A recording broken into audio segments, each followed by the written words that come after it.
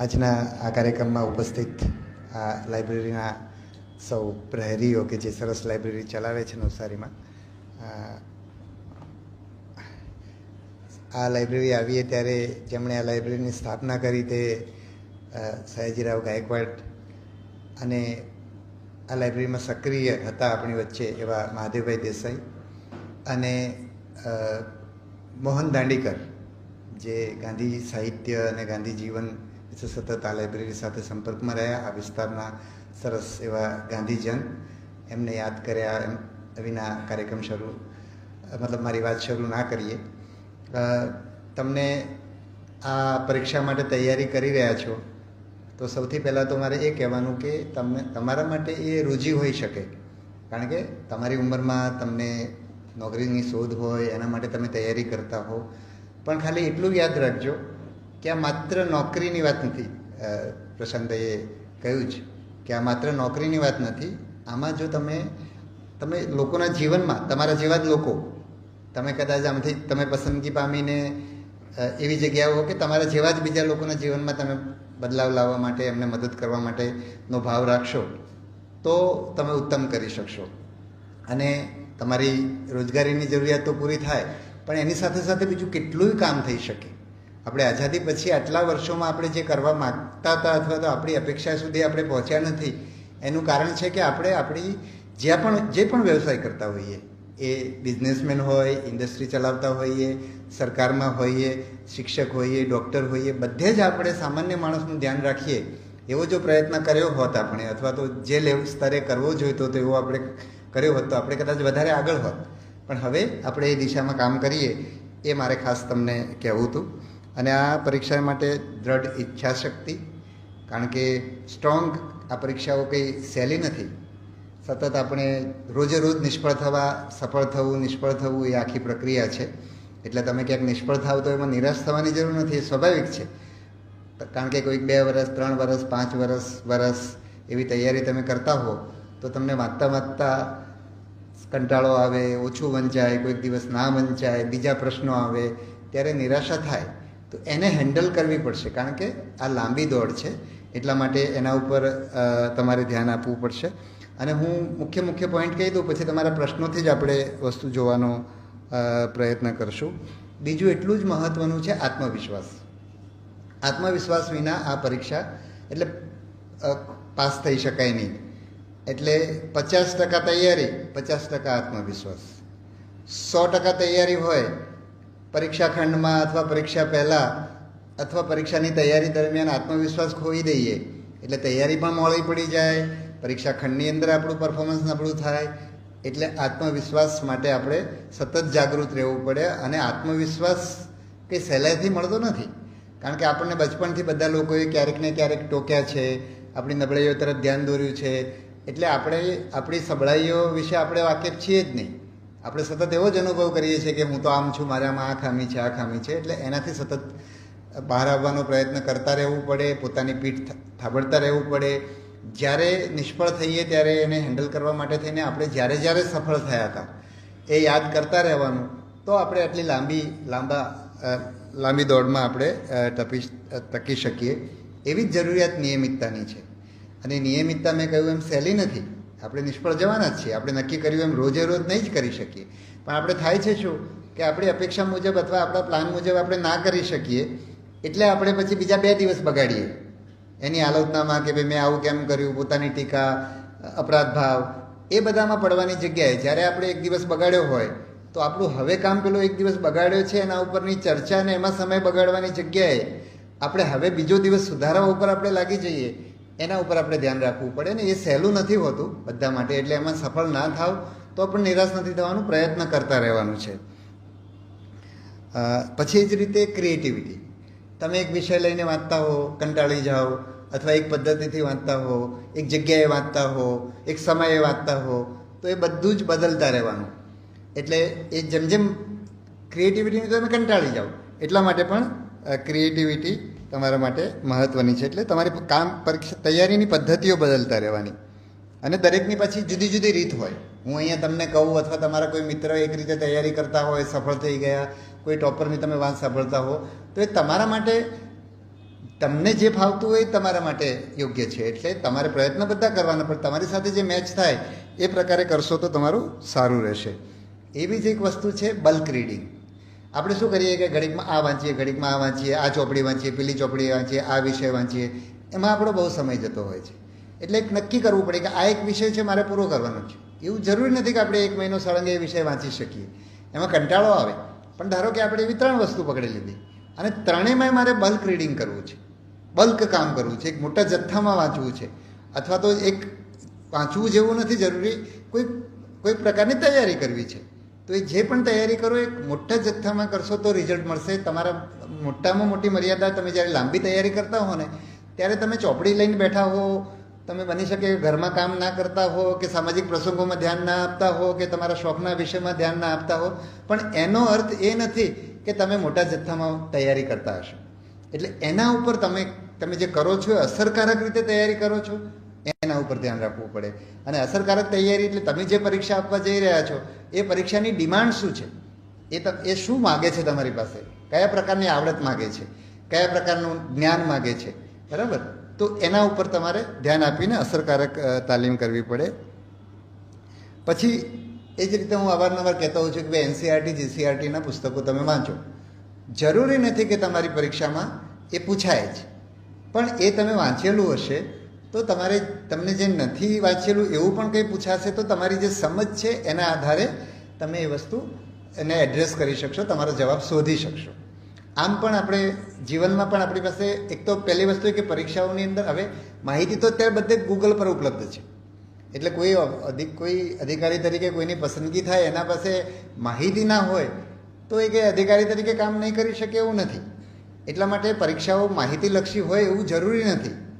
ક્યારેક માહિતીલક્ષી હોય પણ છે, બરાબર છે, પણ આપણી પાસે સમજ તો હોવી જ જોઈએ. તો માહિતી ઘણીવાર ન હોય તો પણ આપણે જવાબ આપી શકીએ. અને એનો અર્થ એ નથી કે સાવ માહિતી વિના ચાલે, માત્ર સમજથી ચાલે.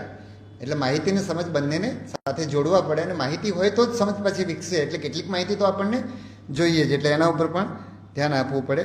એ જ રીતે તમે જ્યારે ધારો કે પસંદગી પામો છો અને સરકારી અધિકારી કર્મચારી બનો છો, તો સરકાર પાસે પણ જ્યારે અમે લોકો કામ કરતા હોઈએ છીએ તો બધી માહિતી હોતી નથી. આપણે જીવનમાં પણ ઘણા બધા નિર્ણયો આપણે કરીએ ત્યારે બધી માહિતી ના હોય, તો આપણે કેટલુંક જોખમ લેવું પડે, કેટલુંક આપણે એનાલિસિસ વિશ્લેષણ કરીએ અને એના આધારે નિર્ણય કરીએ, કેટલાક આપણા અનુભવના આધારે નિર્ણય કરીએ, સમજના આધારે નિર્ણય કરીએ. એટલા માટે પણ સમજનું સારું એવું મહત્ત્વ છે. પ્રશ્નના ઉકેલ માટે, બરાબર છે. પછી આવશે હકારાત્મકતા.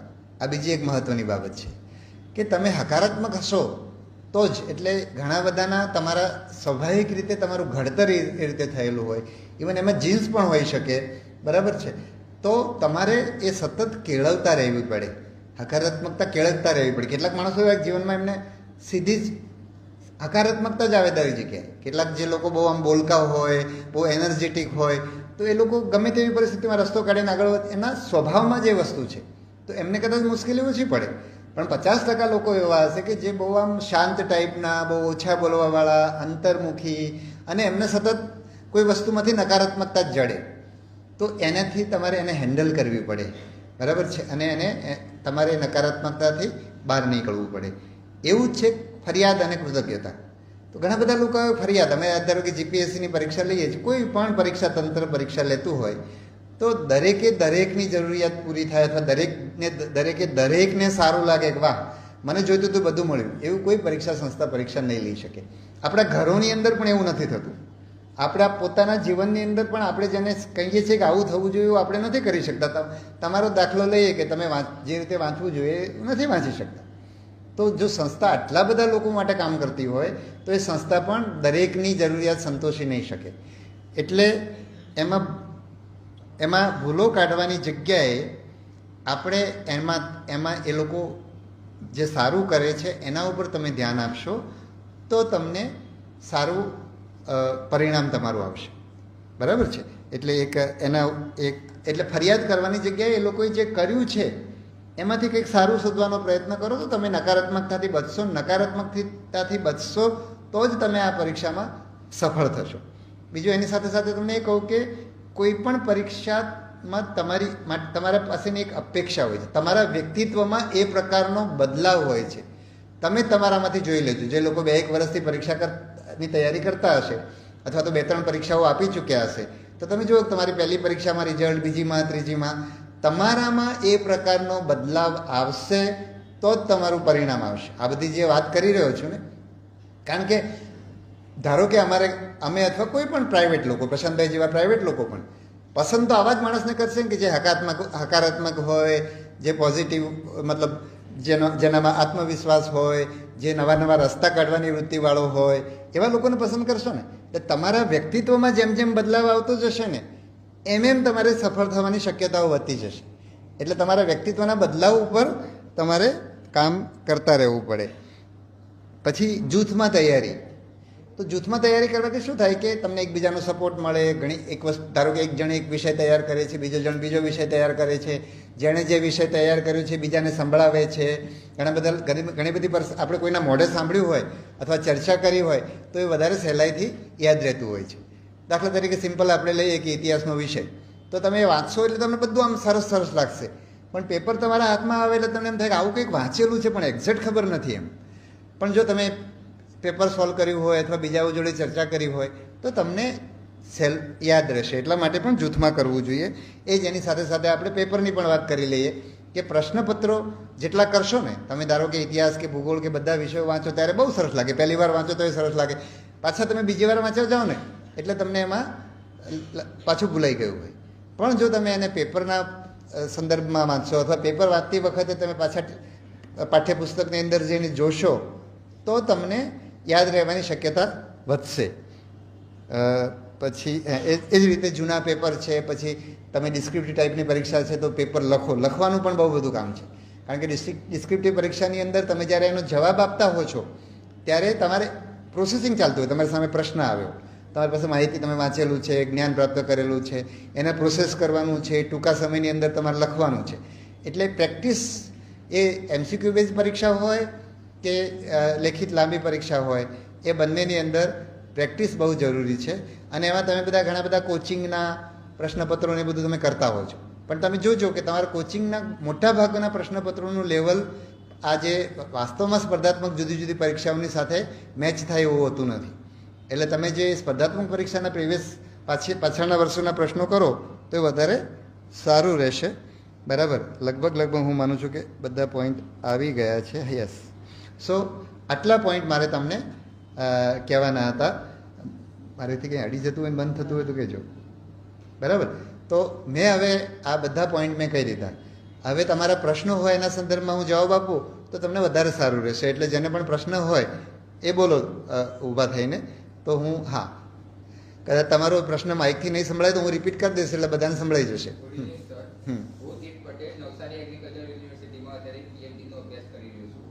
અત્યારે સર હું બાગાયત ઓફિસર અને નાયબ બાગાયત ઓફિસરની અમારી જે ભરતી આવી છે એની તૈયારી કરી રહ્યો છું. તો સર અત્યારે આપણી નવી પેટર્ન પ્રમાણે 100 માર્ક્સનું પેપર જીકેનું અલગ અને સબ્જેક્ટનું પેપર અલગ છે. તો સર 100 માર્ક્સના જીકેના પેપર માટે સર ટાઈમિંગનું મેનેજમેન્ટ કઈ રીતે કરવું સર, એના માટે થોડું સજેશન. એટલે હવે એમાં ટાઈમિંગ તો તમારે જ જોવું પડે, બરાબર છે, પણ આપણે એમાં એટલું સમજવાનું કે ધારો કે 100 માર્ક્સનું જુદું થયું, તમને એમ લાગે કે તમને કદાચ એવું લાગતું હશે કે 100 માર્ક્સમાં તમે ઓછો સમય આપવાના હતા, વધારે આપવાના હતા. જો સર જોડે પેપર હોત તો સર અમારું સબ્જેક્ટનું પેપર સર અમારાથી 1.5 કલાકમાં પૂરું થઈ જાય. રાઈટ, બરાબર. એટલે હવે એને આપણે બીજી રીતે જોઈએ કે આ પ્રશ્ન તમને છે એવું બીજા વિદ્યાર્થીને પણ હશે. એટલે તમે પેરિટી પર ચાલશો. એટલે તમને એમ થાય કે ના, હું આમાં 1.5 કલાક આપવાનો હતો એની જગ્યાએ હવે 1 કલાક આપીશ એટલે મારા જીકેમાં માર્ક્સ નબળા થશે એવું તમને લાગે, પણ એવું બધાની સાથે થાય. બરાબર, એટલે એક તો આ રીતે એને જોવાનું છે. બરાબર, અને બાગાયતનું તમારું જે તમારું 1.5 કલાકમાં પતતું તો એ જરૂર નથી કે હવે પછીનું પેપર 1.5 કલાકમાં પતે, એવું પણ બને. બરાબર, એટલે એને એ રીતે જોવું જોઈએ. યસ, બોલો બેન. નામ આપવાની જરૂર નથી, આપણે સીધા પ્રશ્ન પર જ આવીએ. હા, ગુડ ઇવનિંગ. હું એકચ્યુઅલી સ્ટીપાથી બિલોંગ કરું છું. સ્ટીપા અમદાવાદથી આવી છું, સ્પેશિયલી અહીંયા માટે તમારા લેક્ચર માટે. એકચ્યુઅલી મેં જીપીએસસી યુપીએસસી બે વોટરમાં આવી છે. યુપીએસસીમાં 20 માર્ક્સ માટે રહી ગઈ છું અને જીપીએસસી માટે 2 માર્ક્સ માટે રહી ગઈ છું. મેં બધી મોક ટેસ્ટ બી ટ્રાય કરી છે, સબ્જેક્ટ વાઇઝ બી પેપર ટ્રાય કર્યા છે, પ્રીવિયસ યર ક્વેશ્ચન્સ બી ટ્રાય કર્યા છે, બટ સર મારું એવરેજ પર જ અટકી જાય છે. એવરી ટાઈમ હું એવરેજ પર જ અટકી જાઉં છું. તો હું એવું તો શું નવું કરી શકું કે તેનાથી મારા માર્ક્સ વધી શકે? એટલે એમાં તમારે તમારું પોતાનું એનાલિસિસ કરવું પડે. હું મારો દાખલો આપું. એક તો ક્યારેક આપણે કેવી ભૂલ કરતા હોય, અત્યારે છોકરાઓ એટલી મારા જેવી એ વખત હું જેવી ભૂલો કરતો હતો એવી તમે અત્યારે નહીં કરતા હો, પણ હું અમારે ધારો કે યુપીએસસીમાં 2 ઓપ્શનલ પેપર હતા અને 2 ઓપ્શનલ વિષયો હતા અને એમાંથી 2 પેપર એટલે કુલ 4 પેપર હતા. તો મારું ગુજરાતી સાહિત્ય હતું અને બીજું ઇતિહાસ હતું. તો ઇતિહાસમાં અમારું પેપર 2 આવતું. તો ઇતિહાસના પેપર 2માં મારા દર વખતે ઓછા ગુણ આવતા. એકવાર 87 આવ્યા, 107 આવ્યા, 110 આવ્યા, 3 વખત એવા આવ્યા. અને મને ખબર જ ના પડી કે મારે આ એક વિષય ઉપર કામ કરવાનું છે. એમાં પણ જે જગતનો ઇતિહાસ હતો એ ઇતિહાસમાં મારા ગુણ ઓછા આવતા હતા. એટલે મેં છેલ્લા એટેમ્પમાં એના ઉપર મેં પ્રયત્ન કર્યો. એટલે મારે સીધા એના પુસ્તકો બધા વાંચતા હતા.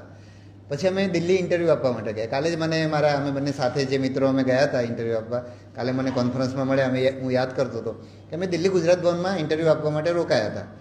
અમે પહેલી વાર જવાહર બુક સ્ટોલ દિલ્હીમાં હતો, એમાં અમે પુસ્તક લેવા માટે ગયા અને અમે એવા અદ્ભુત પુસ્તકો જોયા અને બધા હિન્દીમાં જોયા. અમે લોકો ગુજરાતીમાં પરીક્ષા આપતા હતા. અંગ્રેજી વાંચીએ ખરા પણ યાદ સરખું ના રહે, વાંચવામાં કોઈ તકલીફ નહોતી. તો અમને એટલા સરસ પુસ્તક મળ્યા કે અમે જવાહર બુક સ્ટોલવાળા પાસેથી 5 રૂપિયા અમારા બિલમાંથી પાછા લીધા કે ભાઈ અમારે આ ભાડું એસટી પેલી અમે બસમાં ગયા હતા એ ગુજરાત ભવનનું આઈ થિંક 1 કે 1.5 રૂપિયા ભાડું હતું. તો અમે 2 જણ માટે થઈને અમે 5 રૂપિયા પાછા લઈને અમે પાછા આવ્યા. એ પુસ્તકો એ વખતે વાંચ્યા એટલે અમને બદલાઈ ગયું. આજના સમયમાં તો તમારે બધાના પુસ્તકો પણ નક્કી છે. એટલે કદાચ એક તો મને લાગે છે કે તમે લખવા ઉપર વધારે ધ્યાન આપો. લખો છો તો તમે પ્રશ્નની ડિમાન્ડ એડ્રેસ કરી રહ્યા છો કે કેમ એ જુઓ. પછી તમે જે લખો છો એ એક્ઝામિનરને સમજાય એવી રીતે પ્રેઝન્ટેશન આપો છો કે કેમ, એ બધું તમારે કરવું પડે.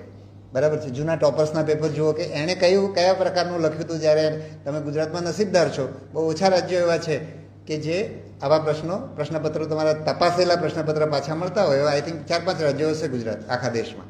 બરાબર. તો તમને તપાસેલા પ્રશ્નપત્ર મળે છે. તો એ લોકોએ કેવું લખ્યું છે એટલે માર્ક્સ આવ્યા છે.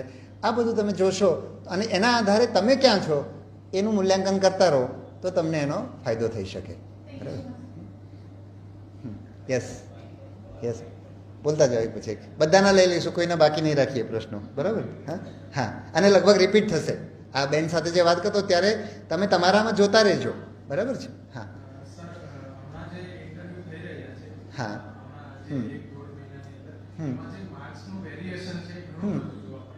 બરાબર બરાબર છે. હવે ઇન્ટરવ્યૂનું કેવી રીતે શું કરવું જોઈએ ના કરવું જોઈએ અમે તો તમને ખબર પડે, અમે તમને ઇવેલ્યુએટ કરીએ છીએ માર્ક્સ આવે ત્યારે. હવે ઇન્ટરવ્યૂ કેવી રીતે કરવું જોઈએ એવું તો મારે તમને જાહેરમાં તો કહેવાનું ના હોય એક વસ્તુ. બીજું અમને પણ દરેક વ્યક્તિને અમે પોતાની રીતે જોતા હોય, મૂલ્યાંકન કરતા હોય, જુદી જુદી વસ્તુ પૂછાતી હોય. બરાબર છે. ત્રીજું એ કે આ બધા પ્રશ્નોની અમે ચર્ચા જાહેરમાં કરીએ તો બીજા દિવસે કોચિંગ ક્લાસો ચાલવા માંડે, તમારા જ પૈસા લે એ લોકો. બરાબર રાઈટ. એટલે ઇન્ટરવ્યૂમાં શું કરવું જોઈએ ના કરવું જોઈએ, અમે ઇન્ટરવ્યૂમાં માણસને ઓળખવાનો પ્રયત્ન કરીએ છીએ. બરાબર એટલું કહીએ. અને ઇન્ટરવ્યૂ પર્સનાલિટી ટેસ્ટ છે. બરાબર. જેમ તમારે રિટર્નમાં જેમ વેરિએશન આવે છે એમ જ ઇન્ટરવ્યૂમાં પણ વેરિએશન આવવાનું. રિટર્નમાં માઇનસથી માંડીને 70-80 સુધીના માર્ક્સ આવતા હશે લોકોને, એ જ રીતે ઇન્ટરવ્યૂમાં પણ વેરિએશન આવી શકે. બરાબર. હેલો સર, મેં શિક્ષક તરીકે નર્મદા જિલ્લામાં નોકરી કરું છું. હમણાં શિક્ષક તરીકે ક્લાસ 3માં છું. ભવિષ્યમાં જીપીએસસીની એક્ઝામ પાસ કરી છે, તો હાલમાં નોકરી સાથે આગળ કેવી રીતે ફોકસ કરું તે બાબત 6-7-8 મહિના પછી તૈયારી ચાલુ કરશો એટલે વર્ષ પછી તમારો પહેલો એટેમ્પ્ટ એવો જ જશે. એટલે સૌથી પહેલાં તમારે જ્યાં એટેમ્પ્ટની મર્યાદા નથી ત્યાં એટેમ્પ્ટ આપવાથી શરૂ કરો. આપવા માંડશો એટલે તમને ખબર પડશે, પરીક્ષા સમજાશે અને પછી તમે એમાં એકવાર ઝંપલાવશો તો પછી એમાં તમને મજા પડશે અથવા એની મુશ્કેલીઓની ખબર પડવા માંડશે. એટલે મને એમાં બહુ ખબર નહીં પડે કારણ કે હું તમારી જેમ પરીક્ષા તો આપતો નથી. બરાબર છે. પ્લસ એક્સપર્ટ લોકો આ કરતા હોય છે. પણ સિમ્પલ વસ્તુ છે કે પ્રશ્નની ડિમાન્ડ એડ્રેસ થવી જોઈએ. આપણે શું કરતા જ્યારે આપણે શાળામાં પ્રશ્નપત્રો લખતા અથવા હું મારું યુપીએસસીનું જોઉં છું તો મને એમ જ દેખાય કે સીધા પ્રશ્નમાં જે પૂછ્યું છે એનો જવાબ છે અને અસરકારક રીતે અપાયો છે, એ રીતે જોવું પડે. એમ ખાસ કરીને તમે ટોપર્સના પેપર જુઓ તો તમને આઈડિયા વધારે આવે એવું મારું માનવું છે. બરાબર.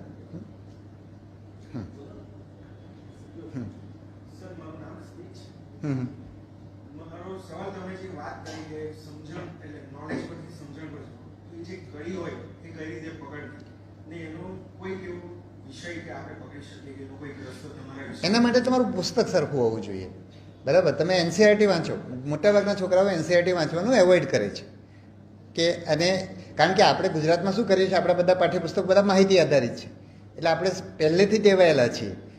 ઇવન ગુજરાતમાં જે એનસીઈઆરટીના પુસ્તકો શરૂ થયા તો એમાં મારી પોતાની બહુ ભૂમિકા હતી. મેં બહુ વર્ષો સુધી એનસીઈઆરટીના પુસ્તકો દાખલ કરવા માટે બહુ પ્રયત્ન કર્યા અને છેલ્લે એમાં બહુ મારું મોટું બહુ યોગદાન છે. એવી રીતે અમે શરૂ કર્યા. પણ એ પછી એ પુસ્તકો પાછા આપણે ભણાવીએ છીએ ગુજરાતી પદ્ધતિથી જ. કઈ રીતે? તો એમાંથી પણ આપણે માહિતી જ પૂછીએ છીએ. એવું આપણી શાળામાં થઈ રહ્યું છે. તમે પુસ્તકને વાંચો, એટલું બધું રસપ્રદ છે. કોઈ પણ નવલકથાઓ કરતાં પણ વધારે રસપ્રદ તમે એના અમુક પુસ્તકો માટે હું કહી શકું. દાખલા તરીકે એના ઇતિહાસના પુસ્તકો જુઓ, એના બંધારણના પુસ્તકો જુઓ, એટલા રસપ્રદ રીતે મૂક્યા છે. ને અમુક તો નીચેના ધોરણની તમે એનસીઈઆરટી વાંચો. 6ઠ્ઠા ધોરણની મારી દીકરી જ્યારે કેન્દ્રીય વિદ્યાલયમાં ભણતી તો 6ઠ્ઠા ધોરણની એનસીઈઆરટીના પુસ્તકમાં એણે પોલીસનું જે વર્ણન કર્યું છે ને, બરાબર, સારા ખોટા બધા પાસાનું. મારા માટે પોલીસ વિશેની વાત કરવી અસરકારક રીતે હું કહી શકું કે આપણી આખી જેને ક્રિમિનલ જસ્ટિસ સિસ્ટમ કહેવાતી હોય છે, તો એ ક્રિમિનલ જસ્ટિસ સિસ્ટમ શું છે ને, મેં આ 6ઠ્ઠા ધોરણના એક પાઠ વાંચ્યા પછી ત્યારે મને 15 વર્ષ થઈ ગયા છે નોકરીમાં, ત્યારે મને પહેલી વાર હું સારી રીતે કહી શકું. એવી સરસ રીતે આપેલું છે. એ તમે વાંચો તો તમને સમજાશે. જીપીએસસીમાં પેપર ચેક થાય મુખ્ય પરીક્ષા, એમાં એક ભાષાની શુદ્ધતા હોવી જોઈએ. એ વિશે તમે કંઈ કહી શકો? કારણ કે હું એમાં ઓથોરિટી નથી, કારણ કે એ તો એક્સપર્ટનો વિષય છે, બરાબર. પણ હું એવું કહું કે ભાષાનો મુખ્ય મારે જો તપાસવું હોય તો હું આ રીતે તપાસું. બાકી તો તમારે ટોપરના પેપર જોઈને નક્કી કરવું પડે કે એમાં ખરેખર ભાષાની શુદ્ધતા ડિમાન્ડેડ છે કે કેમ, એ તમે જોઈને કહી શકો. પણ મારું તો ભાષાની સમજ બહુ સિમ્પલ છે કે ભાષા એ કોમ્યુનિકેશનનું માધ્યમ છે. એટલે તમારા પ્રશ્નને ડિમાન્ડ એડ્રેસ થતી હશે તો તમને માર્ક્સ મળે એવું મારું માનવું છે. પણ મને ઓથોરિટી નહીં ગણતા. જૂના પેપરો છે જ તમારી સામે, એને જોઈને તમે નક્કી કરજો, બરાબર.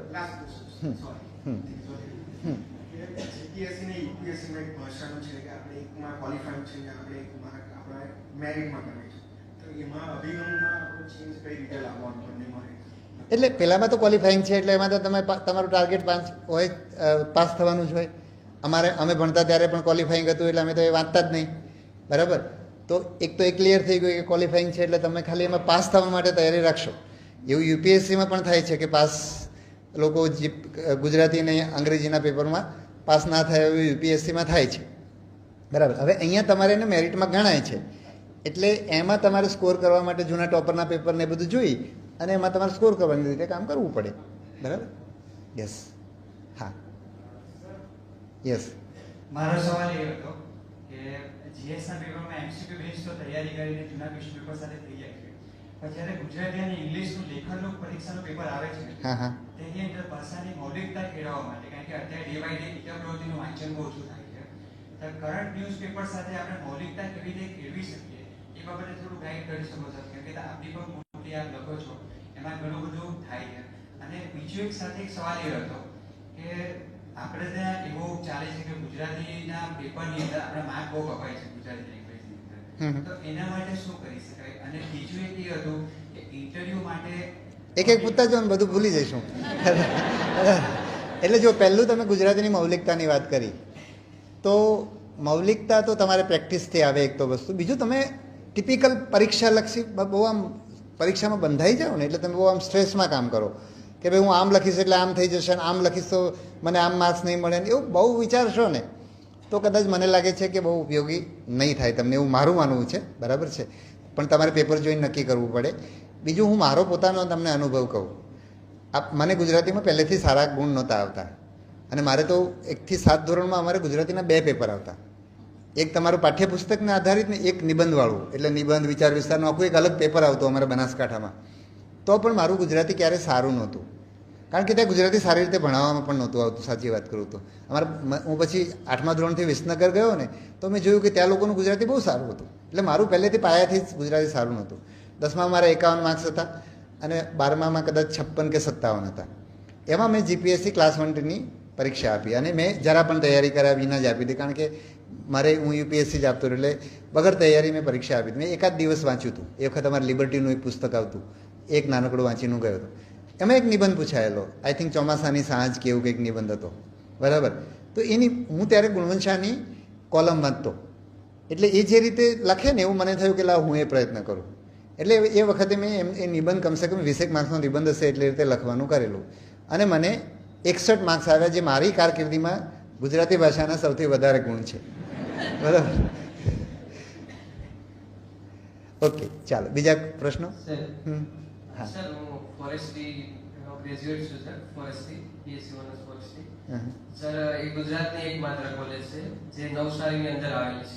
બિલકુલ. તો આપણે ગુજરાતની અંદર આરએફઓ એસીએફની ભરતી થતી હોય છે. રાઈટ. હા, તો સર એના માટે સર ફોરેસ્ટ્રી સ્ટુડન્ટને પ્રેફરન્સ અથવા જે મળવું જોઈએ છે તે મળતું નથી એની અંદર એક્ઝામની અંદર. જે રીતના તમે સર હમણાં વાત કરી કે હોર્ટિકલ્ચર ઓફિસરની ભરતી આવેલી છે, તેમાં ફક્ત ને ફક્ત હોર્ટિકલ્ચર ઓફિસર એટલે હોર્ટિકલ્ચર કરેલું છે, ગ્રેજ્યુએટ છે, એમને જ લેવામાં આવશે. પરંતુ જ્યારે ફોરેસ્ટ્રીનું આવે સર, તો એની અંદર ફોરેસ્ટ્રીના સ્ટુડન્ટોને ક્યાંય એલિજિબલ જ નથી કરવામાં આવતું. અને એ લોકો સર કેટલા વર્ષ 1988 થી કોલેજ ચાલુ છે. ઓકે. અને અત્યાર સુધી સર કોઈ જેવું નથી કે આરએફઓ એસીએફ ઇવન ફોરેસ્ટરની અંદર બી એ લોકોને સમજી ગયો તમારો પ્રશ્ન. સમજી ગયો. આપણે લાંબુ કરીએ એના કરતા. એટલે હવે જો આ જે નિયમો બનાવવાની આખી પ્રક્રિયા છે એ જે તે વિભાગ કરતો હોય છે. જીપીએસસી પાસે ફાઇનલી એડવાઇસ માટે આવતું હોય છે, પણ નક્કી વિભાગ કરતો હોય છે, એટલે તમારે ત્યાં રજૂઆત કરવી પડે. સર અમે સર 1988 થી સર આ તમે દિનેશ દાસ સરને ઓળખો છો, અમારા સિનિયર છે સર. રાઈટ. હા, એમણે બી ઘણી બધી અરજીઓ કરી છતાં પણ સર બીજા રાજ્યની અંદર સર એવું છે કંઈ નહીં, મારા ધ્યાન પર આ ઇન્ફોર્મેશન આવી. હવે હું અત્યારે મને પણ બહુ ખબર નથી કે સરકારમાં કઈ રીતે નિયમો બને છે, પણ ચલો મારા ધ્યાન પર ઇન્ફોર્મેશન આવે, હું એ ધ્યાન પર રાખું છું. મારાથી કે બીજા રાજ્યની અંદર ફક્ત સમજાઈ ગયો, પણ એને રિપીટ કર્યાનો કોઈ અર્થ નથી. હા, બરાબર, સમજાઈ ગયો તમારો પ્રશ્ન. હા, ઓકે, ચાલો. હા, મારે એક ક્વેશ્ચન હતો કે જેમ યુપીએસસીમાં એવું આવે છે કે તમારી એજ ઓગસ્ટ સુધીમાં કન્સિડર કરવામાં આવે છે, એટલે તમારે 21 યર્સની એજ હોવી જોઈએ. ટિલ ઓગસ્ટ એ લોકો ટાઈમ આપે છે ફોર્મ અપ્લાય થઈ જાય તો પણ. તો એવી રીતે જીપીએસસીમાં પણ એ ચેન્જ લાવી શકાય? એટલે જીપીએસસીમાં જે આ જે ભરતીના નિયમો છે અને એમાં એક સર્ક્યુલર છે જે બહુ જૂનો છે, 1960-70ની આજુબાજુનો છે. અને એમાં એક એવું નક્કી એવું છે કે ભરતીની અરજી કરવાની છેલ્લી તારીખ હોય એ દિવસે તમારી પાસે એજ્યુકેશનલ ક્વોલિફિકેશન એ બધું હોવું જોઈએ. આવું મોટાભાગની ભરતીઓમાં છે. ક્યાંક નિયમોમાં એવું હોય કે જે લોકો ગ્રેજ્યુએટ ક્યાંક નિયમોમાં એવું પણ છે, ધારો કે તમારા ક્લાસ 1-2માં છે, હું જ્યાં સુધી મને ખ્યાલ છે ત્યાં સુધી, કે જ્યાં તમે જે ગ્રેજ્યુએટની પરીક્ષામાં બેઠેલા હોય એ પણ પરીક્ષા આપી શકે. એટલે આ બધું નિયમોની અંદર હોય છે. છતાં તમે જે માહિતી આપો છો હું એને મારા ધ્યાન પર રાખું છું. મારે પણ બહુ લાંબો સમય થયો નથી મને બધી ખબર હોય. બરાબર. એટલે સર એજ માટે વાત કરું છું કે એજ્યુકેશનલ ક્વોલિફિકેશન તો થઈ ગયો હોય પણ એજ આવતી હોય. એજમાં તો એકદમ ક્લિયર છે કે ભરતી કરવાની અરજીની છેલ્લી તારીખે એ નિયમો બહુ સ્પષ્ટ છે. છેલ્લી તારીખે અરજીની છેલ્લી તારીખે તમારી એજમાં તમે એજ માટે લાયક થવા જોઈએ, વધારે અથવા ઓછી.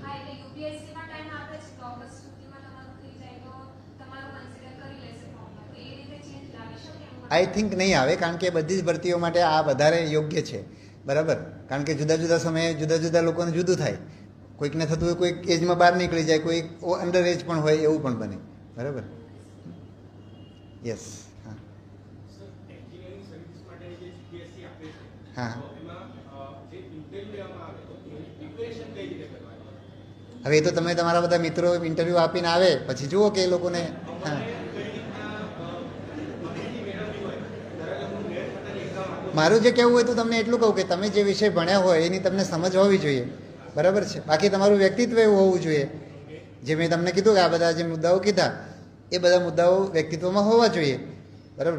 મેં શું કીધું કે પ્રાઇવેટ હોય કે સરકાર હોય, જે હકારાત્મક વ્યક્તિ હોય, બરાબર છે, રસ્તા કાઢી શકે એવી વ્યક્તિ હોય, તો એ બધા તમારા બેઝિક. એટલે તમે એટલે હું તો જ્યારે અમે લોકો ઇન્ટરવ્યૂ કરતા ત્યારે હું કહેતો કે ઇન્ટરવ્યૂની તૈયારી ના હોય, તો તમે તમારા વ્યક્તિત્વમાં બદલાવ લાવશો તો તમારે ઇન્ટરવ્યૂમાં ફાયદો થશે. બીજું એ કે તમે એમાં સિલેક્ટ નથી થતા તો જીવનમાં ફાયદો થશે. એટલા માટે તમે તમારા વ્યક્તિત્વમાં બદલાવ લાવવો પડે. બરાબર. ઓકે. યસ. હા, એમને પહેલાં લઈ લઈએ. હા.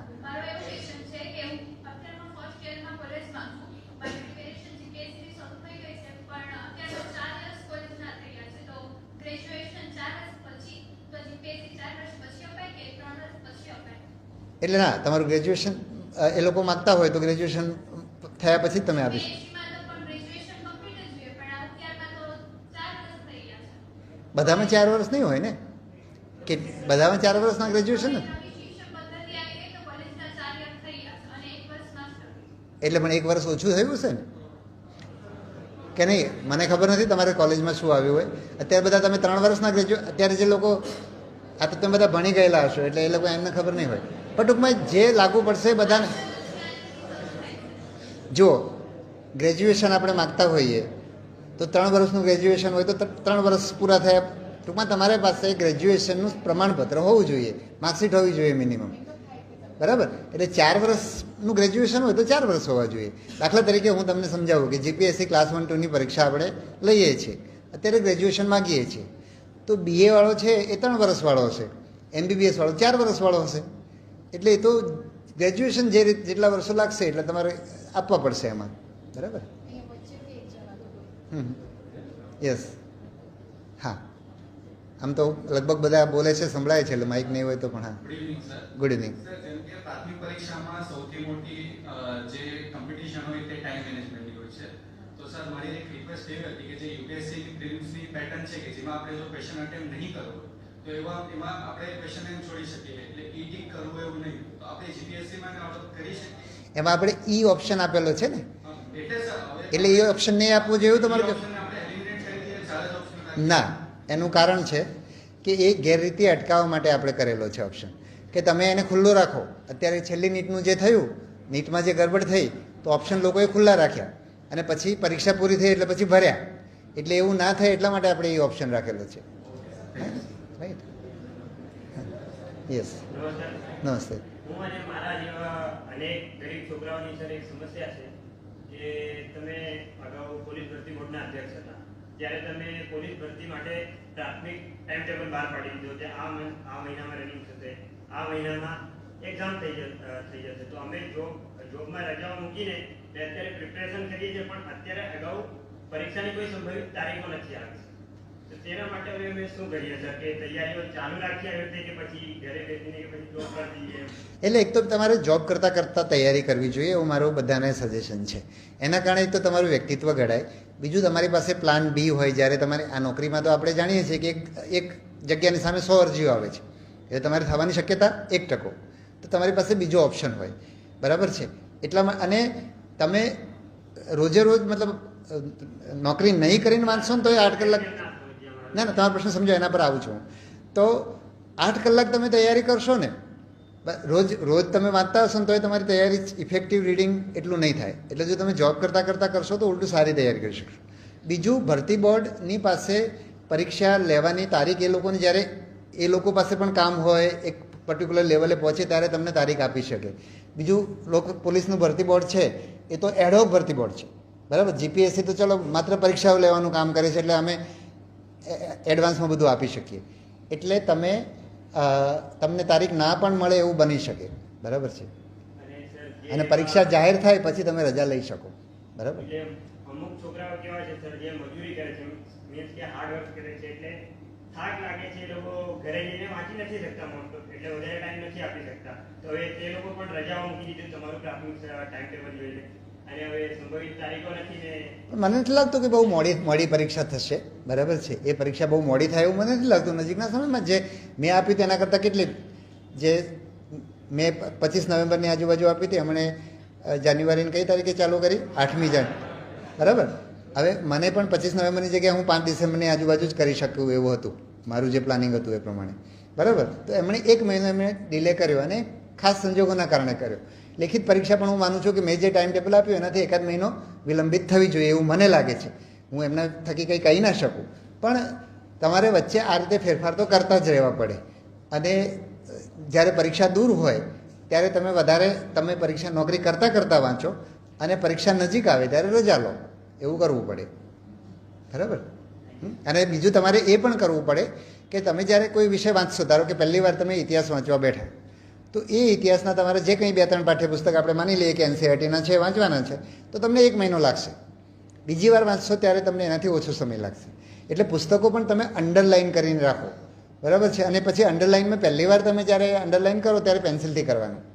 નહીં તો શું થાય કે તમને પહેલી વાર બહુ સરસ લાગે, પછી તમે બધું ચિતરી નાખો. તો બીજી વાર વાંચો તો તમને આખી ચોપડી અંડરલાઇન થયેલી હોય, તો બીજી ત્રીજી વાર જ્યારે તમને લાગે ને પછી તમે કરો, તો તમે એ જ ઇતિહાસનું પુસ્તક છેલ્લે તમે 4-5 દિવસમાં પૂરું કરશો, અને પરીક્ષા નજીક આવશે ત્યારે તો તમે 1 દિવસમાં પૂરું કરશો. આ રીતે તમારે પ્લાનિંગ કરવું પડે.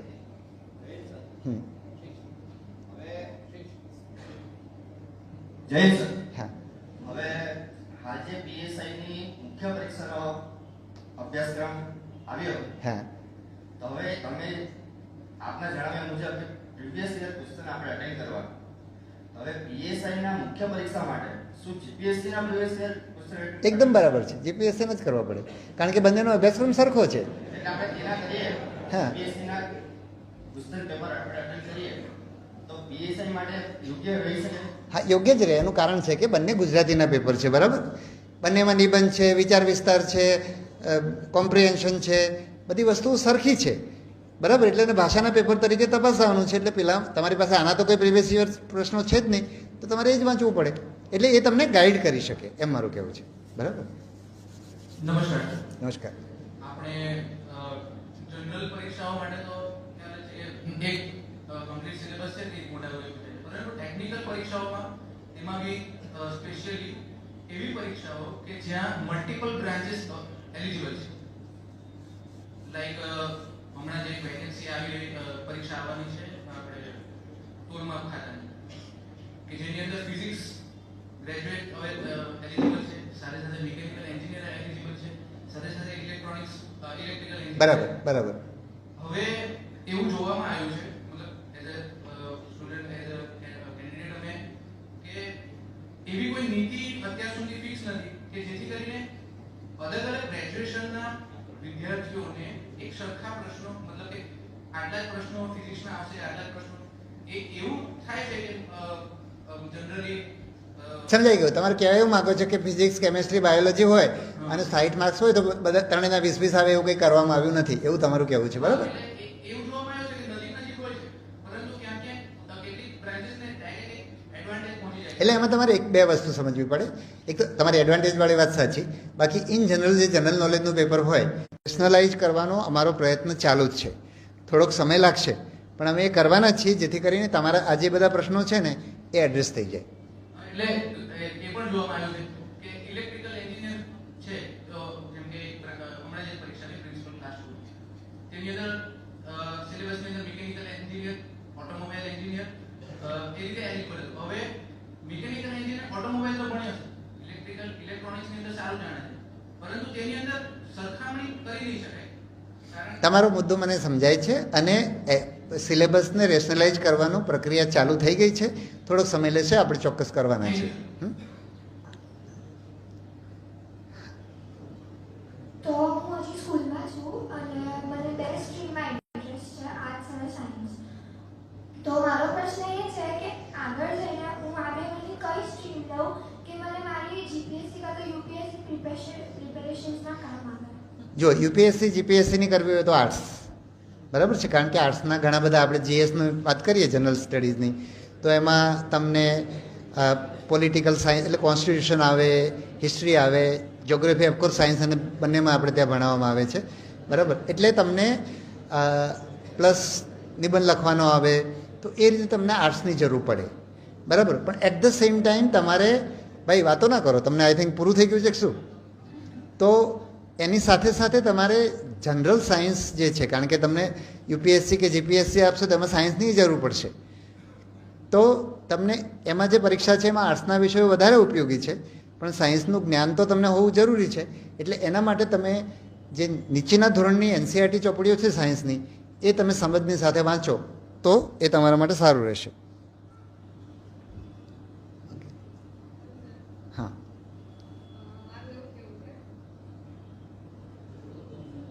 બોલો બોલો.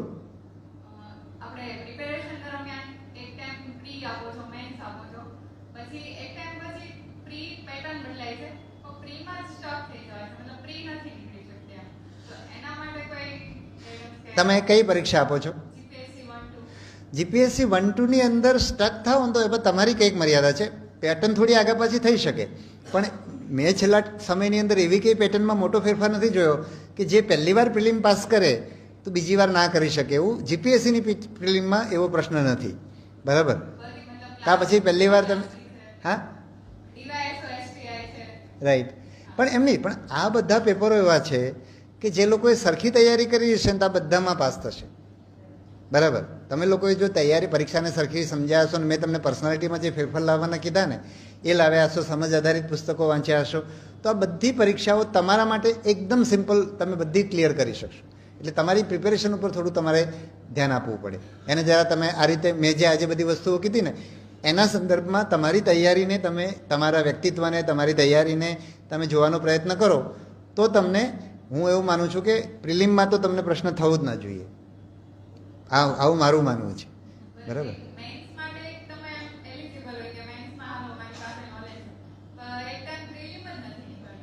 પ્રિલિમ એટલે પ્રિલિમ ના નીકળે એવું એટલીસ્ટ જીપીએસસી માટે હું કહી શકું. યુપીએસસીની પ્રિલિમ વધારે અનપ્રિડિક્ટેબલ છે, પણ જીપીએસસીની પ્રિલિમ લગભગ જે લોકો એકવાર ક્લિયર કરે છે એ વધારે વાર કરી શકે એવું મારું માનવું છે.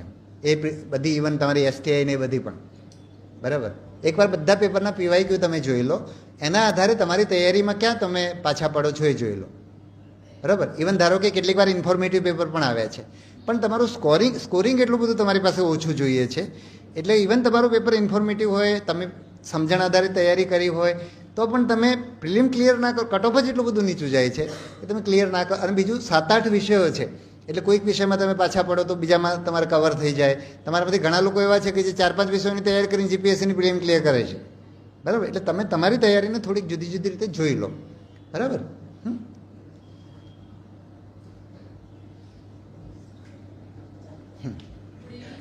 હા.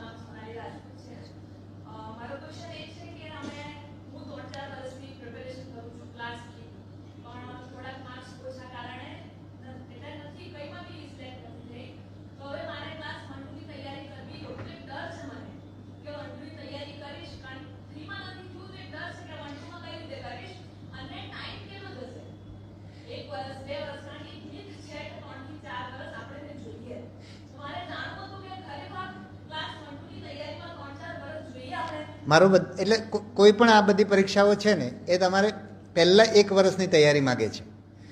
પછીનું જે તમારું રિઝલ્ટ નથી આવતા એમાં તમારી અસરકારકતાનો પ્રશ્ન છે. બરાબર. આ બધી જ ઇવન ક્લાસ 1-2ની માટે પણ તમારે, હા તમે મેન્સમાં કદાચ તમને પ્રશ્ન થાય કારણ કે ડિસ્ક્રિપ્ટિવ પેપર છે, તમારી લખવાની ability over a period of time improve થાય, પણ તમે પ્રિલિમ્સ તો પહેલાંમાં જ ક્લિયર કરી શકો. બીજું તમે આજે 3-4 વર્ષના આ બધી લિમિટો છે ને, મારી દૃષ્ટિએ સૌથી મોટો પ્રશ્ન ગુજરાતમાં તૈયારી કરનારા લોકોનો છે કે 3-4, મેં કીધું મોટાભાગના લોકો એમ કે મારે તો આપવી છે પણ હું તો 1-1.5 વર્ષ તૈયારી કરીને આપીશ. એવું હોતું જ નથી. બરાબર છે. તમારે પહેલાં જ વખતે આપવાની. અને એક તો આ પરીક્ષાને બહુ મોટી આપણે બનાવી દઈએ છીએ. હું મારો પોતાનો દાખલો આપીશ. મેં યુપીએસસીની પ્રિલિમની તૈયારીમાં પહેલું તો હું નહોતો આપતો એનું કારણ તમને કહી દઉં, આ તમને બધાને કામ આવે એવી વસ્તુ. હું એમ માનતો કે ગુજરાતી છોકરાઓને જનરલ નોલેજ નથી હોતું, એને અંગ્રેજી નથી આવડતું. બરાબર. એટલે એક હર્ષવર્ધન ગુજ્જર કરીને એક આઈઆરએસ ઓફિસર તરીકે નિવૃત્ત થયા. મેં ઘણી બધા જગ્યાએ મારા વિડીયોમાં તમે સાંભળ્યું હશે, છતાં હું તમને આ વસ્તુ ફરી વાર કહું છું. તો એમણે તૈયારી શરૂ કરીને તો એ એકદમ ગામડાના, બરાબર, સરખું ગુજરાતી બોલતા પણ ના આવડે એવી વ્યક્તિ. બરાબર. તો એને એના મિત્ર મારા રૂમમેટ હતા. એટલે કાયમ એમ કે આ હર્ષવર્ધન છે ને આનો આમ એમએસસી છોડીને આ સિવિલ સર્વિસના રવાડે ચડી ગયો છે ને, આનું એમએસસી છૂટી જશે. એક દિવસે એના કોઈક મિત્રને લઈને મળવા આવે ને મારો મિત્ર હાજર નહોતો એટલે હું એને ચા પીવા લઈ ગયો. તો એણે એમ કીધું કે, મેં કીધું કે આ પરીક્ષા તો અંગ્રેજીમાં થાય છે, આપણે ગુજરાતીમાં તો ફાવે જ નહીં. તો કે આ પરીક્ષામાં એવું કંઈ નથી એમ, આ તો એકદમ કોઈ પણ કરી શકે એવી પરીક્ષા છે. બીજું આ પરીક્ષા અંગ્રેજીમાં થતી નથી. મેં એને એમ પણ કીધું કે આ ગ્રુપ ડિસ્કશન આમાં હોય છે. તો એમણે એમ કીધું કે આમાં ગ્રુપ ડિસ્કશન હોતું નથી, ખાલી ઇન્ટરવ્યૂ હોય છે અને આપણે આ પરીક્ષા ગુજરાતીમાં પણ આપી શકીએ છીએ અને ઇન્ટરવ્યૂ પણ ગુજરાતીમાં થાય છે. આટલું કીધું એટલે મેં પરીક્ષા આપવાનો વિચાર કર્યો. મને એમ હતું કે આપણું જનરલ નોલેજ સારું ના હોય. એટલે ડિસેમ્બરમાં મેં એનસીઈઆરટી વાંચવાનું શરૂ કરી. એનસીઈઆરટી વાંચી તો મજા પડી ગઈ. આપણે તો આવા પુસ્તકો જ જોયા નહોતા ક્યારે. બરાબર. અંગ્રેજીમાં વાંચતા ત્યારે હિન્દીમાં એનસીઈઆરટી અમારી પાસે હતી નહીં. અને ગુજરાતમાં ખાલી આખા ગુજરાતમાં બરોડામાં ન્યૂ મેડિકલ બુક સ્ટોલની અંદર જ એનસીઈઆરટીની ચોપડી મળતી હતી, બીજી જગ્યાએ ચોપડી નહોતી મળતી. બરાબર. એવી સ્થિતિ હતી એ જમાનાની આ વાત કરું છું. બરાબર. તો એટલી બધી મજા પડી ગઈ વાંચવાની. પછી પરીક્ષા આપણે ફોર્મે ભરી દીધું ડિસેમ્બરમાં. અને મેં 15 એપ્રિલે, હું જો બરાબર યાદ કરતો હોઉં તો 15 એપ્રિલે મેં એકચ્યુઅલ પરીક્ષાની તૈયારી શરૂ કરી.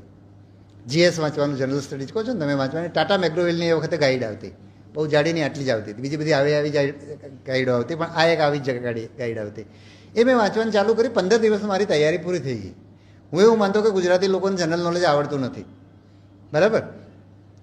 એટલે 15 દિવસ પછી કરવું શું એમ? પરીક્ષા 9મી જૂને હતી, તૈયારી 15મી એપ્રિલે શરૂ કરી, 16મી એપ્રિલ કે 15મી એપ્રિલે. 15-20 દિવસમાં આખું પૂરું થઈ ગયું. 6-7 સબ્જેક્ટ હતા, બરાબર. એમાં એણે ગાઈડની અંદર આવું 100 પાનાનું મટીરિયલ આપ્યું હોય અને પાછળ પીવાયક્યુ આપ્યું. પીવાયક્યુ અમારા વખતમાં તો પેપર હાથમાં આવતું નહોતું, પણ એના આધારે એણે કરીને આપેલું હોય. હવે મેં તો પછી બધી ભાતની પરીક્ષા, બેંક પીઓની ને બધી ભાતની પરીક્ષાના પેપર રોજ જોઈએ, કારણ કે ટાઈમ ક્યાં પસાર કરવો આપણે. એમ એવું ત્યારે વિચાર ના આવે. અમારા ટીચરે એ વખતે કીધું હતું કે તમારે મેન્સની તૈયારી થ્રુ પ્રિલિમ નહીં કરવાનું. પ્રિલિમ આટલી નજીક હોય ને આપણે મેન્સ કેમ વંચાય? એટલે એમ કરીને મેં પ્રિલિમ આપી. પ્રિલિમ હું પાસ થઈ ગયો અને પછીની દરેક પ્રિલિમમાં મેં 2 દિવસથી વધારે નથી વાંચ્યું. યુપીએસસીની પ્રિલિમમાં દરેક વખતે હું પ્રિલિમ પાસ થઈ ગયો, બરાબર. 4 વખત મેન્સ આપી, 3 વખત ઇન્ટરવ્યૂ આપ્યા, બરાબર. 2 વાર સિલેક્શન થયું. પણ પહેલી વાર જ્યારે પ્રિલિમમાં મેન્સમાં હું પાસ થઈ ગયો, અમારે 9મી જૂને પરીક્ષા હતી, જુલાઈની 27-28મી રિઝલ્ટ આવે. પહેલા શુક્રવારે, નવેમ્બરના પહેલા શુક્રવારે અમારી મેન્સ હોય. બધી તારીખો ફિક્સ હતી એ વખતે. અત્યારે પણ નથી ફિક્સ, ત્યારે ફિક્સ હતી બધી તારીખો, બરાબર. એટલે આટલા વચ્ચે 3 મહિના મળે અને હું નોટ્સ બનાવી રાખું. અંગ્રેજી ચોપડીઓ વાંચું ને એમાં ગુજરાતીમાં નોટ્સ બનાવી. પેલી સ્કૂલમાં આપણને ટેવ હતી, એન્જિનિયરિંગ કોલેજમાં નોટ્સ બનાવી તો ઢગલો માર્ક્સ લઈ આવેલા. એમાં છે 25 દિવસ બાકી હતા પરીક્ષાના અને હું નોટ્સ બનાવતો રહ્યો. આ તમને ઇફેક્ટિવ વાંચનની વાત કરું છું ને, આ મારા અનુભવ પરથી કહું છું, બરાબર. તમારામાંથી કોઈકને એમ થઈ જાય તો સાહેબનો ટાઈમ જુદો હતો, બરાબર. પણ ઇફેક્ટિવ રીડિંગ એકદમ જરૂરી છે. 25 દિવસ બાકી રહ્યા ને એટલે મેં એવું નક્કી કરી દીધું કે હવે તો આ તો કેવી મોટી પરીક્ષા છે, આમાં 25 દિવસની તૈયારીમાં થોડું થાય. 25 દિવસ મેં કંઈ નહીં વાંચ્યું, પરીક્ષા આપી દીધી. તમે પેલા બેન પૂછતા હતા ને કે આ કેટલા વર્ષ હોય ને આવી મિથ છે ને, બરાબર. એ પરીક્ષા આપી. એ પેપર મતલબ મેં 4 વાર મેઇન્સ આપી છે, બરાબર. એ પરીક્ષામાં મને ઇન્ટરવ્યૂ ના આવ્યો. બરોડામાં એક જણનો મારા 825 માર્ક્સ હતા. બરોડામાં જેનો ઇન્ટરવ્યૂ આવ્યો એના 835 માર્ક્સ હતા. દેટ મીન્સ કે 800 મારા 10 જ ઓછા હતા. કદાચ એનાથી 825થી ઓછા 830 વાળાને કદાચ ઇન્ટરવ્યૂ આવ્યો આપણને ખબર નથી, ત્યારે આ બધી માહિતી ઉપલબ્ધ નહોતી.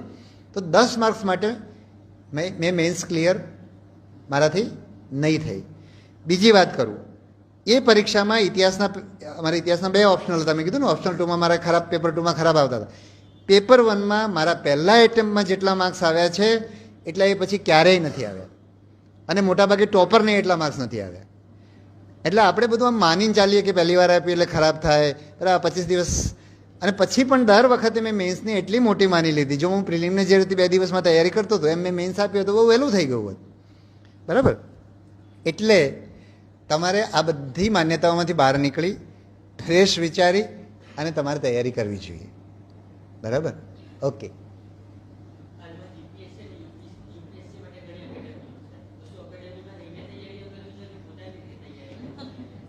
હવે એક તો અત્યારે બધું મટીરિયલ તમને ટેલિગ્રામ ચેનલો ઉપર ઉપલબ્ધ છે, બરાબર. એટલે તમારે કોઈ પણ વિષય તૈયારી કરવી હોય તો તમે ઘરે બેસીને લેક્ચર સાંભળી શકો, લેક્ચરની જરૂર હોય તો.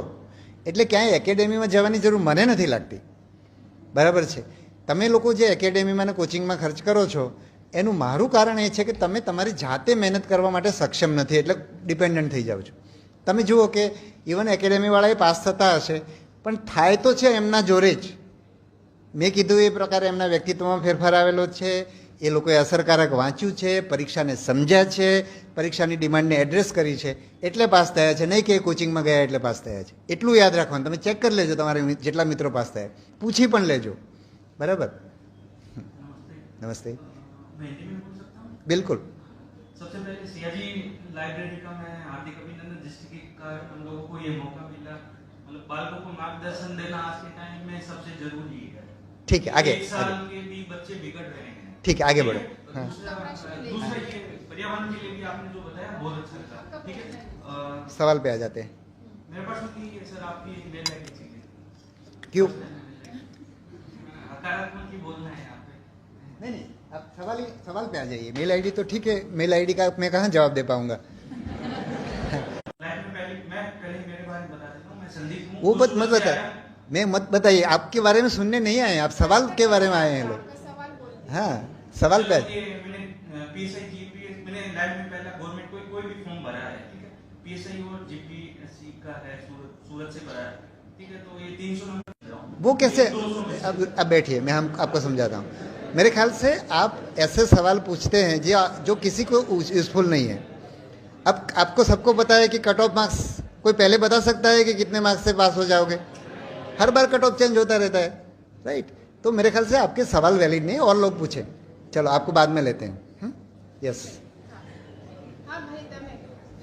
ने हमारे जब यूपीएससी का जो सेंटर था वहाँ के एक डायरेक्टर थे जो 15 दिन मैंने जब ज्वाइन किया उसके बाद शायद 1 आध महीने के अंदर अंदर उन्होंने रिज़ाइन किया था।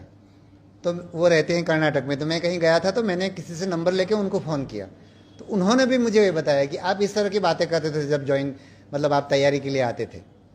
तो एकदम हम लोग आज यहाँ बैठे हैं खुले, इस तरह से बातें कर पा रहे हैं, उनकी वजह से कर पा रहे हैं। ऐसी जगह पे आप हो और सिविल सर्विस जैसी परीक्षा दे रहे हो, तो आपका क्या गोल हो सकता है? यही हो सकता है, राइट? ओके, हाँ સર, મારો પ્રશ્ન એ છે કે વર્તમાનપત્રમાં આપણે સાંભળતા હોઈએ છીએ કે દિવ્યાંગો માટે હવે વિશેષ સરકાર દિવ્યાંગ કેટેગરીમાં આવો છો એ ક્લિયર થઈ જાય। હું અહીંયા બેઠેલા જે છે એમને પણ, મતલબ આ જે સમાજ સેવાનું કામ કરે છે એમને પણ કહીશ કે આમાં ક્યાંય જરૂર પડે, ઘણીવાર દિવ્યાંગને શું થતી હોય છે, એમનું જે પ્રમાણપત્ર છે બરાબર નથી હોતું, એટલે જરૂર પડે તો એક સ્પેશિયલ ડ્રાઈવ કરીને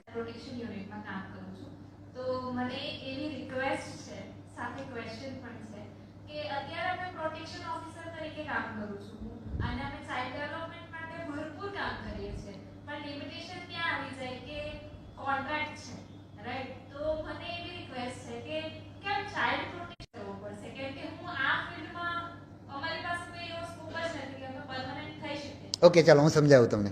એક તો સરકારે કઈ રીતે એમને કાયમી લેવા છે, ટેમ્પરરી લેવા છે, એના પ્રશ્નો બરાબર છે। આ તો આ બધું જે આઉટસોર્સિંગવાળું આવ્યું, અમે જ્યારે નોકરીને દાખલ થયા ત્યારે આવું કંઈ હતું જ નહીં કે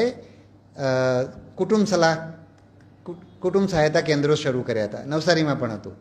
અમે જ્યારે શરૂ કર્યું ત્યારે અમને પણ એનો અનુભવ નહોતો, એટલે અમે એક રિક્રુટમેન્ટ કોન્ટ્રાક્ચ્યુઅલ, ઇવન એ કોન્ટ્રાક્ચ્યુઅલ પણ કદાચ નહોતું, બરાબર છે। અમારી સુરક્ષા સોસાયટી હતી, એમાંથી અમે આ કરવાનો પ્રયત્ન કર્યો, તમે ઇન્ટરવ્યૂ લીધા, કેન્દ્રો કઈ રીતે ચલાવાય। પણ એ છોકરાઓ એટલા બધા તેજસ્વી હતા અને એમાંના બધા જ લોકો આવનારા 1-2 વર્ષની અંદર, કારણ કે એને જોયું કે એસપી રેન્કના અધિકારીને મળવાનું થાય, એની નજીકમાં રહીને કામ કરવાનું થાય, 2 વર્ષની અંદર બધા જ બહાર નીકળીને કોઈ ના પહોંચી શકો। હું જ્યારે યુપીએસસી આપતો ત્યારે મેં જીપીએસસીની જરાય તૈયારી નહોતી કરી, બરાબર, કારણ કે મારી એકદમ ક્લેરિટી હતી મારે યુપીએસસી જ કરવું છે। એટલે મારું સિલેક્શન થઈ ગયું હતું માર્ચ 93માં ડેપ્યુટી કલેક્ટરમાં। બાકી મારા બધા જ બેચમેટ જોડાઈ ગયા હતા, પણ રિઝલ્ટ એકેમાં ના મળે। આ એક મુદ્દા ઉપર આ મોટાભાગના લોકો આ પ્રકારની ભૂલ કરતા હોય છે, બરાબર?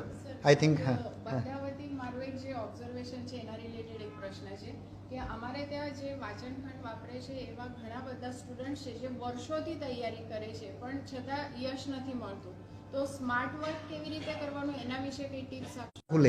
ખુલશે, બરાબર, તમે એવો વિશ્વાસ રાખો। થોડા દિવસ પછી મને એમનો ફોન આવ્યો, he was very very positive, બરાબર। તો તમારે આ પરીક્ષાને એક તો આ રીતે તમે જીવન મરણ ના બનાવો। જીવન મરણ બનાવશો ને તો તમે એટલા બધા સ્ટ્રેસમાં આવી જશો, ક્યાંક ને ક્યાંક પ્રાઇવેટમાં નોકરી મળી શકે। એટલે તમારી એ લિમિટેશન ઘણા બધામાં હોય છે, બધામાં હોય છે એવું નથી, પણ ઘણા બધા 50% લોકો, મારી દ્રષ્ટિએ 50 થી 70% લોકો એવા હશે કે જેની પાસે સેકન્ડ ઓપ્શન જ નથી। પણ એવું ના માનો, તમે આજે 10,000ની નોકરી પણ શરૂ કરશો અને તમે જો એ નોકરી સરખી રીતે કરશો ને, તમે ક્યાંય પહોંચી જશો, સરકારી નોકરી કરતાં ક્યાંય આગળ નીકળી જશો। એટલે એવું માનો જ નહીં કે સરકારી નોકરી એકમાત્ર વિકલ્પ છે, બરાબર। અને તમારી પાસે ડિપ્લોમા નથી એટલે તમને એવી પ્રાઇવેટની નોકરીઓ પણ નથી મળી રહી, પણ તમે તમારા જીવનમાં તમે મેં તમને જે ગુણો કીધા ને એ ગુણો રાખશો તો સમાજને, તમારા કુટુંબને, બરાબર છે, પ્રાઇવેટ કોર્પોરેટ વર્લ્ડને પણ તમારા વગર ચાલશે નહીં, એટલું પાક્કું। તમારી જાતને તમે એવી બનાવો ને કે તમારા વિના ચાલે નહીં। આમાં શું થાય કે આપણે સરકારી નોકરી ના મળે એટલે આપણે નકામા થઈ ગયા, એવું ના હોવું જોઈએ।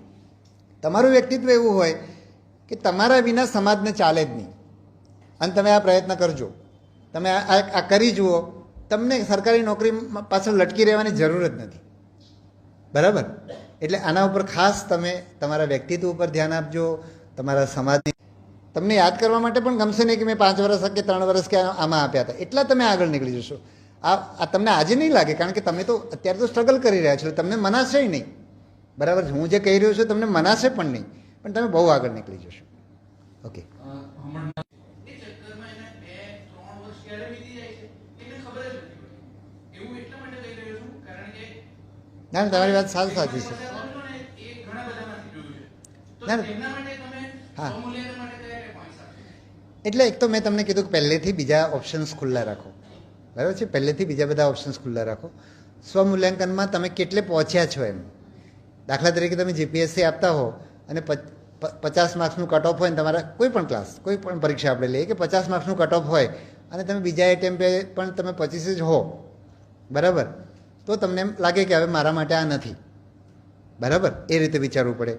ક્યારેક એવું પણ થાય કે તમે પહેલાંમાં ધારો કે આપણે 50નું કટ ઓફ હતું તમે 40 પહોંચ્યા હતા, બીજામાં તમે 25 પહોંચી ગયા, તો તમને એમ થાય કે પહેલાંમાં તો 40 આવ્યા હતા ને એટલે હું કરી શકું, પણ એમાં તમે કયા સંજોગોમાં આ વખતે ઓછા થયા છે, તમારી તૈયારી બરાબર હતી કે નહીં, તમે ઇફેક્ટિવલી વાંચો છો, બલ્ક રીડિંગ ને બધા મેં જે તમને પોઈન્ટ કીધા ને એ બધું જો તમે કરતા હશો તો રિઝલ્ટ આવશે, બરાબર. અને તો તમે પછી તમને લાગે કે ના ના મારું કામ તો એવું છે કે ચલો આપણે નસીબના ફેક્ટરને પણ ધ્યાનમાં લઈએ કે ભાઈ મારું કામ તો એવું છે, ભલે આ વખત ના થઈ પણ આવતી વખત થઈ જશે, એવું તમે કામ કર્યું હોય તો તમે પીછેહટ ના કરો, પણ તમારું કામ જ અસરકારક ના હોય તો પછી તમારા વર્ષો બગડે.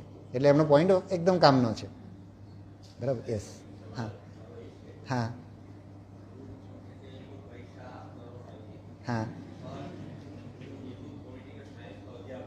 હા હા હા કામ કર્યું છે.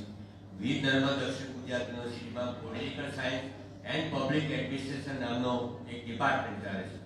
તો આવા બધા ડિપાર્ટમેન્ટ ચાલે, મેં તો ભણેલો છે વિષય અને કહું કે તમે આવા બધા જાઓ બેક થઈ ગયા પાછા. હવે તમારા આવા નવી પ્રેરણા મળશે ગુજરાતને અને ગુજરાતના આ વિદ્યાર્થીઓ જે આગળ વધે એને માટે તમારા પુરુષાર્થનું તો વંદન કરવા આવ્યો છું. Thank you. 2 મિનિટ બેસો. હું જનરલી આ કહેતો હોઉં છું કે મને જ્યારે મારા 10મા ધોરણના શિક્ષક હતા ને એમણે લેખકો વિશે બહુ વાત કરી એટલે મને સાહિત્યમાં રસ પડ્યો. હું થોડું લાઇબ્રેરીમાં જવા માંડ્યો. અમારી કે એવી સમૃદ્ધ લાઇબ્રેરી પણ નહોતી. પછી એન્જિનિયરિંગ એ જમાનામાં તો ક્રીમ આવતું હતું સમાજનું, બરાબર છે, આટલી કોલેજો પણ નહોતી, એન્જિનિયરિંગની સીટો 1000-1200 હશે, બરાબર. તો એ વખતે એન્જિનિયરિંગમાં અમારી પદ્ધતિ કેવી કે રાત્રે મોડા સુધી જાગે, સવારે મોડા ઉઠે, ઉઠીને સીધા કોલેજ જાય, આવીને બહુ બધો સમય બગાડે, પછી પાછા રાત્રે 10 વાગે વાંચવાનું શરૂ કરે, 1 વાગ્યા સુધી વાંચ આવી. એટલે મને બહુ જ કંટાળો આવવા માંડ્યો.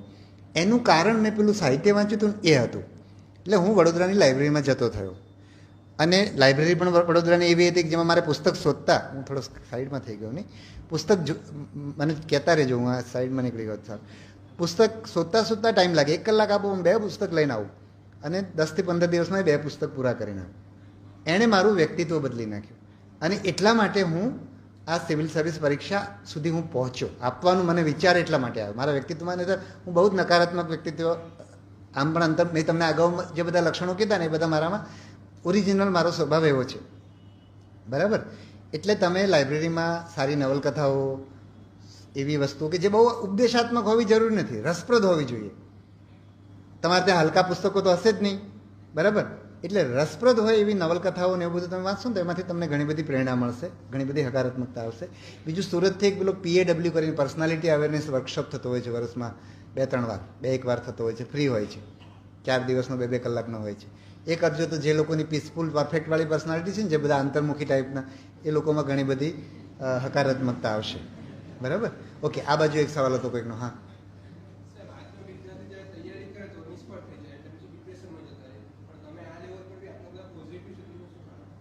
એ જ અમે બધા પણ આ જ સંઘર્ષમાંથી પસાર થયા હોય. પણ હા એટલું પાક્કું હતું કે અમને ત્યારે પણ જ્યારે આપતા હતા ત્યારે મને યાદ નથી કે મારા પરીક્ષાના પરિણામો આવ્યા ત્યારે ક્યારે હું નિરાશ થયો હોઉં.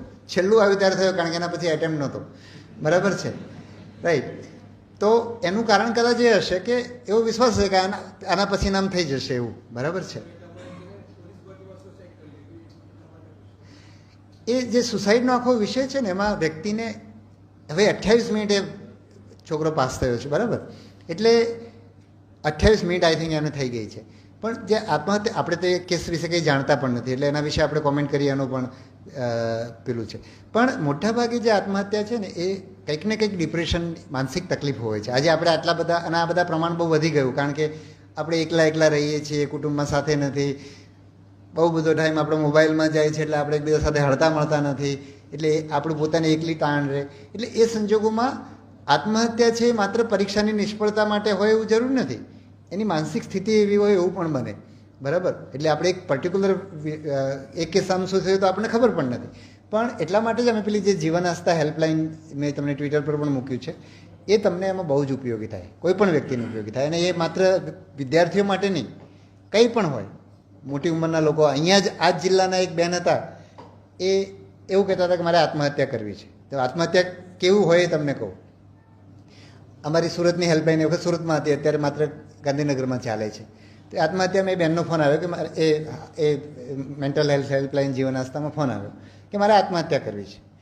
બધું જ સારું હતું, મતલબ ઘરમાં બધા જ પ્રકારની ફ્રીડમ હતી, પતિ સારા, બાળકો સંતાનો સારા, બિઝનેસમેન મતલબ બિઝનેસ ફેમિલી હતું, એટલે એમને બિઝનેસ કરવો હોય તો છૂટ, આ બધી કરવું હતું, પણ છતાં પણ એમને આત્મહત્યા કરવી હતી.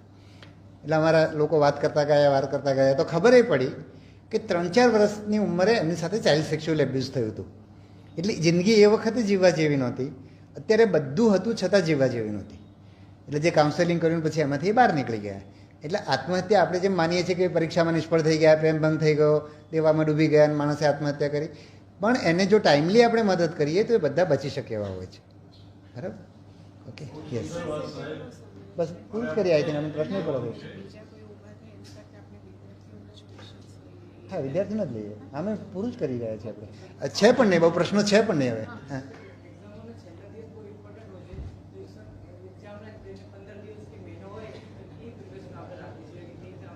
એક તો આપણું જો એક્ઝામના છેલ્લા 15 દિવસની વાત કરીએ, મારી સમજ મુજબ હું જવાબ આપું છું. તમે લોકો તો આજકાલ તો આ બધું બહુ જ મારા કરતાં વધારે સારું કહેનારા લોકો, તમને બધું જ ઉપલબ્ધ છે યુટ્યુબ ઉપર કે બધે. બરાબર, પણ મારી દૃષ્ટિએ તમે મેં કીધું એ પ્રમાણે તમે જેમ વાંચતા જાઓ ને, તમારે તો લિમિટેડ વાંચવાનું, બહુ બધું બધું વાંચવા જાઓ તો નકામું થઈ જાય. લિમિટેડ પુસ્તકો વાંચવા જોઈએ, એને ટાઈમે અંડરલાઇન કરવી જોઈએ. જેમ જેમ તમે રિવિઝન કરતા જાઓ એમ તમારો સમય ઓછો થતો જોવો જોઈએ. એટલે તમે પરીક્ષા પહેલાં 15 દિવસમાં બધું રિવાઇઝ કરી શકો એ સ્થિતિએ પહોંચી જવા જોઈએ. એટલે તમે જ્યારે તૈયારી કરતા હો તો તમે પહેલાં પરીક્ષાને સમજી લો, સમજીને નક્કી કરો કે મારે આ પરીક્ષા માટે આટલું વાંચવાનું છે. બરાબર, પછી એને એક એકને ચાલુ કરો, એક વિષય કરો, 2-3 પેરેલલ કરો.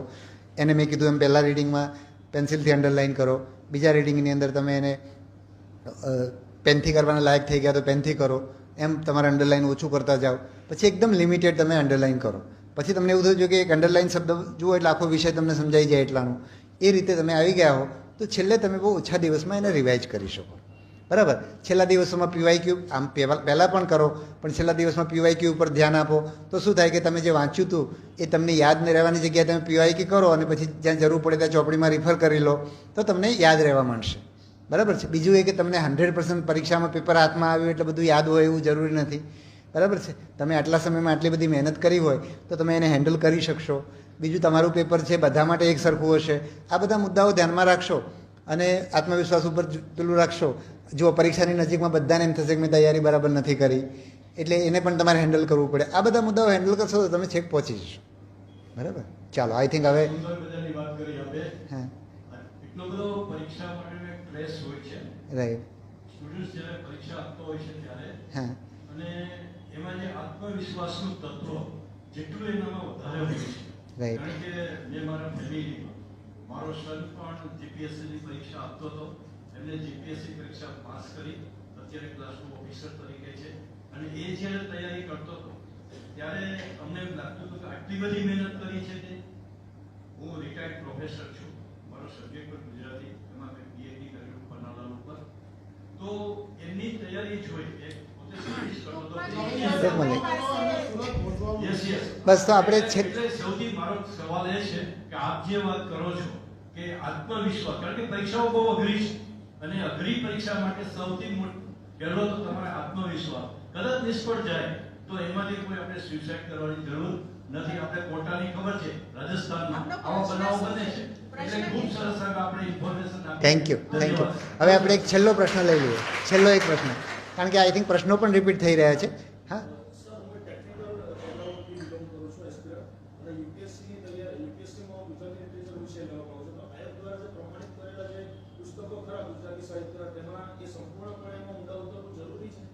આયોગે ક્યાં પ્રમાણિત કરે? હા, એટલે જે તમારા અભ્યાસક્રમના પુસ્તકોની વાત કરું છું.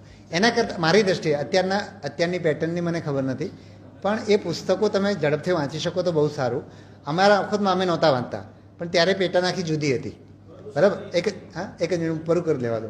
એ વખતે આટલું ડિટેલમાં નહોતું પૂછાતું, એટલે અમે પુસ્તક ના વાંચીએ પણ એના વિવેચનો અમે બહુ સારા વિવેચનો વાંચતા એ વખતે. અત્યારે થોડું પેટર્ન બદલાણું છે, અત્યારે થોડુંક તમારું વધારે થિયોરિટિકલ બધું બહુ પૂછાય છે, એટલે અત્યારે કદાચ તમારે એ વાંચવું પડે, પણ તમારે જોવું પડે કે તમે વિવેચન વાંચીને પહેલું તમે પ્રાથમિકતા મારી દ્રષ્ટિએ વિવેચનને આપવી જોઈએ.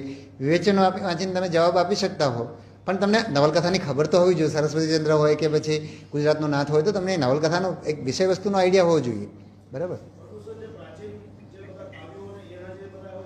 એમાં વિવેચન જ કામ આવે, તમને એમાં વિવેચન કામ આવશે, બરાબર. હા, એમાં તમારે જે છે ને એની પ્રસ્તાવના તમે વાંચો. દાખલા તરીકે કુંવરબાઈનું મામેરું હોય તો એની તમે પ્રસ્તાવના વાંચશો ને તો એમાં તમને બહુ જ સાહિત્યિક રીતે બહુ સારી રીતે તૈયાર કરેલું હોય. યસ, ચાલો, જય હિન્દ.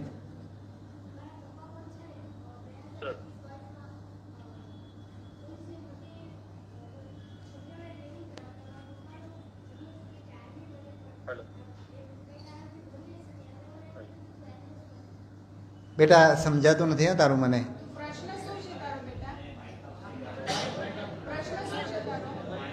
એક કામ કર, આપણે છેલ્લે મળી લઈએ, એવું કરીએ, બરાબર. હા ચાલો, છેલ્લે જ લઈ લઈએ, કારણ કે આ વિષય સાથે મેચ નહીં થાય. હા, એમને માઇક આપી દો. આપણો છેલ્લો પ્રશ્ન છે, કારણ કે આઈ થિંક હવે વિદ્યાર્થીઓના પ્રશ્નો પૂરા થઈ ગયા છે, બરાબર.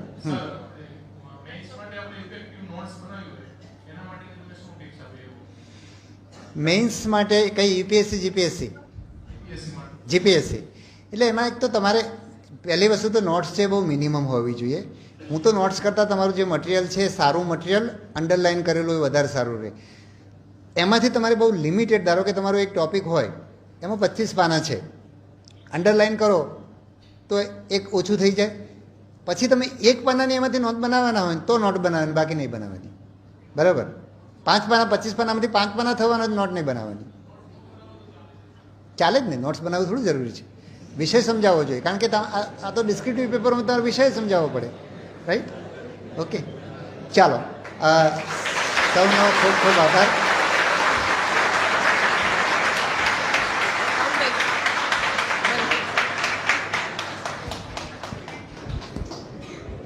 ખૂબ ખૂબ આભાર.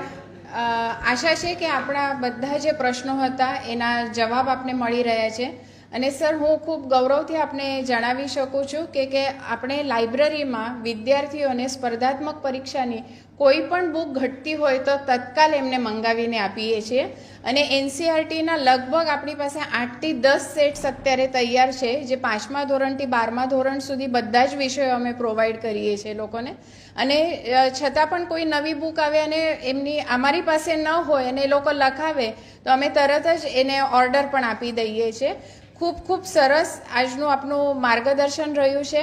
અને વિદ્યાર્થીઓને શુભેચ્છા આપતા હું કહું છું કે એનસીઆરટીથી શરૂઆત કરીને લાઇબ્રેરીના ખંડમાં જેટલા પુસ્તકો છે એ બધા જ આપ વાંચવાની પાત્રતા કેળવો અને સ્પર્ધાત્મક પરીક્ષા ક્લિયર કરો.